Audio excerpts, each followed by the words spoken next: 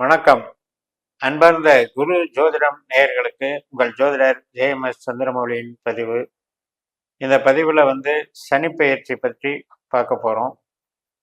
சனி பெயர்ச்சியில் 2.5 வருஷத்துக்கும் ஒரே மாதிரி பலன் இருக்காது.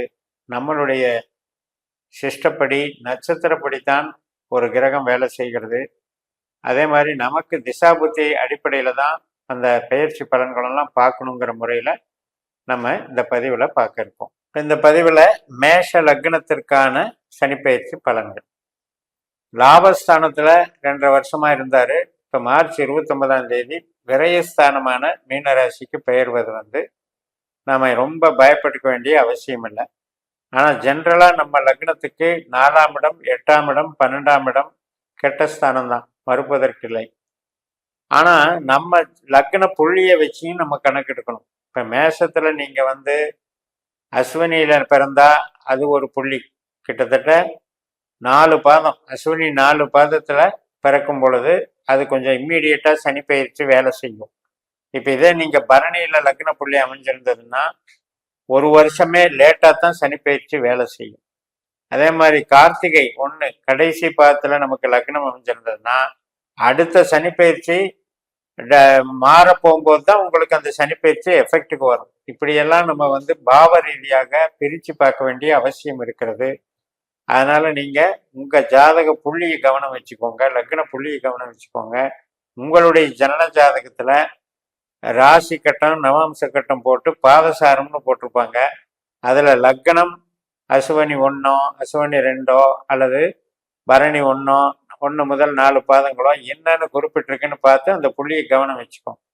இப்போ நீங்கள் புள்ளியை எண்ணணும்னா அஸ்வினியிலிருந்து எண்ணிக்கணும்.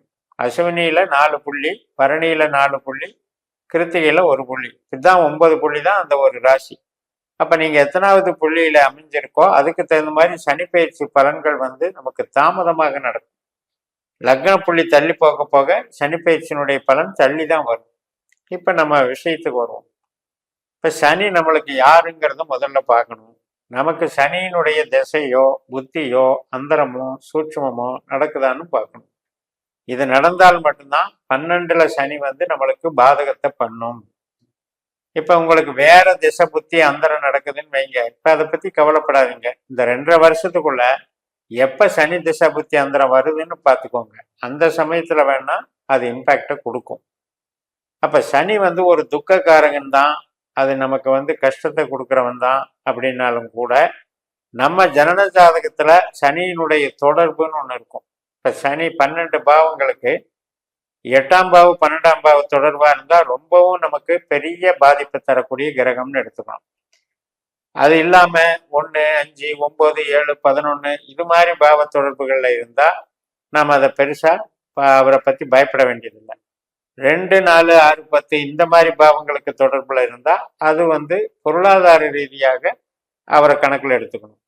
ஸோ இந்த மாதிரி எல்லாம் இருக்கும் பொழுது நமக்கு நம்ம ஜனன ஜாதகப்படித்தான் கோச்சாரமும் வேலை செய்யும். இப்போ எடுத்த உடனே மார்ச் 29ஆம் தேதி பூரட்டாதி 4ஆம் பாவத்துக்குள்ள சனி வர்றாரு. ஏற்கனவே அங்க 12ஆம் இடத்துல ராகு அதே நட்சத்திரத்துல இருக்காரு பூரட்டாதி 4ல். அப்ப இந்த குருவனுடைய சாரத்துல இந்த 2 கிரகமும் சனி ராகுவும் மெர்ஜ் ஆகுதுங்கிறத மட்டும் பாயிண்ட்டை வச்சுக்கோங்க. இது தனியா கிரக சேர்க்கைன்னு ஒரு பலனை கொடுக்கும். சனி ராகுவும் சேர்ந்து 12ஆம் இடத்துல இருக்கிறதுங்கிறது கிரக சேர்க்கையா கொடுக்கும். இப்போ சப்போஸ் நீங்க பரணியில புள்ளி அமைஞ்சிருக்கு அப்படின்னு வைங்க, இது 12ஆம் இடமா வேலை செய்யாது, 11ஆம் இடமா தான் வேலை செய்யும். உடனே 12ல் வந்த உடனே நமக்கு தாக்கியணும்னு நினைக்க வேண்டியதில்லை. யாருக்கெல்லாம் அஸ்வினி முதல் பாதத்துல இருக்கோ அவங்களுக்கு தான் இது ரொம்பவும் அக்யூரேட்டா உடனே எஃபெக்டுக்கு வரும். அப்படி இல்லாதவங்க பயப்பட வேண்டியதில்லை. ஆனாலும் கூட சனியும் ராகுவும் சேர்ந்து இருக்கிறதுனால நமக்கு சனியோ ராகுவோ திசாபுத்தி அந்தரத்துல நடக்கும்போது இந்த 11ஆம் இடமாக இருந்தாலும் கூட இந்த 2 பேரும் சேர்றதுங்கிறது ஒரு மைனஸ் தான். காரணம் என்ன அப்படின்னா, 1 கஷ்டத்தை கொடுக்குற கிரகம், 1 சந்தோஷத்தை கொடுக்குற கிரகம். இப்ப இந்த 2 கிரகமும் சேரும் போது என்ன ஆகும், 1 கெடுக்கும். இந்த சேர்க்கைங்கிறது 1 தடுக்கும். அப்ப நமக்கு இந்த சந்தோஷத்துல எதெல்லாம் ஆசைப்பட்டோமோ, எதெல்லாம் விருப்பப்பட்டோமோ, எதெல்லாம் நல்ல உறவுன்னு நினைச்சோமோ அந்த உறவுகள் சார்ந்து ஒரு பிரச்சனையை கொடுக்கும். அந்த உறவுகளில் விரிசலோ, அந்த உறவுகளில் பாதிப்போ, அந்த உறவுகளில் வந்து தடை தோல்விகளை கொடுக்கும்.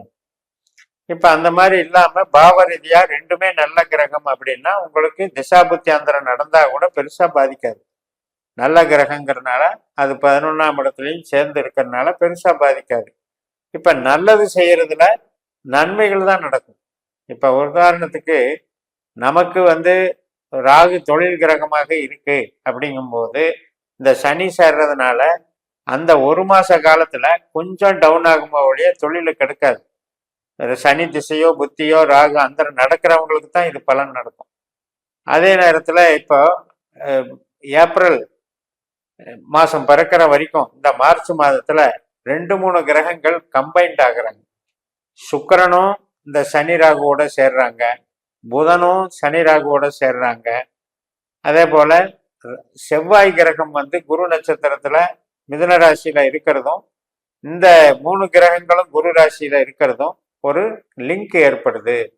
அப்ப சனி ராகு புதன் சுக்கிரன் 4 கிரகம், 5வது கிரகமா செவ்வாய், இது எல்லாமே குரு நட்சத்திரத்துல போகுதுங்கும் போது இந்த 4 கிரகம் இந்த 5 கிரகமுமே ஒரு அவஸ்தைக்கு இருக்கு. இந்த 4 கிரகம் ஒரே மாதிரி இடத்துல இருக்கு, ஆனா செவ்வாய் வந்து இதுக்கு தடை பண்ற இடத்துல இருக்கு. அதனால இது என்ன ஆகும்னா நம்மளுடைய ஆசைகள், நம்மளுடைய முயற்சிகள், இப்போ ஒரு முதலீடு போடுறோன்னு வைங்க, அந்த முதலீடு போடுறதுல அதுல ஒரு லாக் பண்ண பிரச்சனை வந்துடும். அந்த முதலீடு சரியான முதலீடாக வளர்ச்சி அடையாமல் தடை பண்ணுவதற்கு அங்க வாய்ப்பு இருக்கு. அதே மாதிரி நமக்கு 3ஆம் இடத்துல இருக்கிற செவ்வாய் இந்த 12ஆம் இடத்துல இருக்கிற இந்த கிரகங்களோட ஒரு தொடர்பு படுத்தி பார்க்கும்போது ஒரு இடம் மாறலாம்னு நினைப்போம், ஒரு இடம் விற்கலான்னு நினைப்போம், ஒரு டிரான்ஸ்ஃபர் ஆகலான்னு நினைப்போம், ஒரு அக்ரிமெண்ட் போடலான்னு நினைப்போம். இந்த மாதிரி சமாச்சாரங்கள் எல்லாம் ப்ராப்ளம் ஆகும், தடைகளாகும். இப்படி நம்ம எடுத்துக்கணும். இப்ப நமக்கு புள்ளி ரீதியாக இவருக்கு வந்து 11ல லாபஸ்தானத்துல இத்தனை கிரகம் சேருது அப்படிங்கும்போது நாம வந்து ஒருத்தரை நம்பி செய்யற செயல்கள் செய்யக்கூடாது. இப்ப மேஷ லக்னத்துக்கு பாத்தீங்கன்னா நமக்கு வந்து பிறரை நம்பக்கூடிய குணம் என்பது நமக்கு ராகு கொடுப்பாரு. அந்த ராகு வந்து நமக்கு நல்லா இல்லாட்டி நம்ப கூடாதவங்களை நம்ப வேண்டிய சூழ்நிலைகள் வந்து சேரும். அதனால என்ன ஆகும், பொருள் இழப்பு ஏற்படும். அவங்க சொன்ன வார்த்தையை நம்பி அவங்க நமக்காக நல்லபடியா இருப்பாங்க, நல்லபடியா நமக்கு டெவலப் பண்ணுவாங்கன்னு நம்பி கொடுத்தேன், ஆனா என் பணம் பறி கொடுத்துட்டு நிக்கிறேன் அப்படின்னு எல்லாம் புலம்புறது எதனாலன்னா இந்த ராகு நம்பி கெடுக்கிற கிரகம் அப்படிங்கிற மாதிரி போயிடுது. அதுவும் சனியோட சேரும்போது பொருள் இழப்புக்கு காரணமாகிறது. இப்ப நமக்கு லக்னாதிபதியே செவ்வாய் தான். அந்த செவ்வாய் வந்து தைரிய ஸ்தானத்துல நல்லா பலமா இருந்தாலும் கூட அவருடைய குரு நட்சத்திரத்துல இருந்து குரு 2ஆம் பாவத்துல இருக்கிறதுனால நல்ல இன்புட் கிடைக்கும். நீங்க எவ்வளவு தூரம் உங்களுடைய முயற்சிகளையும் உங்களுடைய அறிவையும் பயன்படுத்துறீங்களோ அவ்வளவு தூரம் உங்களுக்கு பண வரவு நல்லா இருக்கும். ஆனால் அதே நேரத்துல இந்த முதலீடு அப்படின்ற அந்த 12ஆம் இடத்துல இத்தனை கிரகங்கள் சேர்ந்து செவ்வாயோட ஒரு கனெக்டிவிட்டி பண்றதுங்கிறது இந்த மாதிரி ஆவணங்கள் சம்மந்தப்பட்டது, ஒருத்தரை நம்பி செய்யறது, ஒரு தைரியம் துணிச்சலுங்கிறது பேருக்கு இருக்கும். ஆனா பேசாம அதை பண்ணிட்டு நம்ம என்ன பண்ணுவோம், இந்த மாதிரி ஏமாற்றம் அடைஞ்சிட்டோமேன்னு நினைக்க வேண்டிய சூழ்நிலை வருங்கிறதுனால இந்த ஒரு மாசம், அதாவது மார்ச் 29 முதல் ஏப்ரல் 29 வரை இது மாதிரியான பொது காரியங்களை தவிர்த்து நீங்க வந்து பயணப்பட்டுக்கிட்டு இருந்தீங்கன்னா சிறப்பாக இருக்கும்னு சொல்லி நிறைவு செய்கிறேன். இந்த சேனலை சப்ஸ்கிரைப் பண்ணி ஷேர் பண்ணுங்க. உங்க தனிப்பட்ட ஜாதக பலாபலன்களை என்னுடைய வாட்ஸ்அப் நம்பர்ல தொடர்பு கொண்டு பலன் பெறுங்கள். உங்களிடமிருந்து விடைபெறுகிறேன். உங்கள் JMS. நன்றி, வணக்கம்.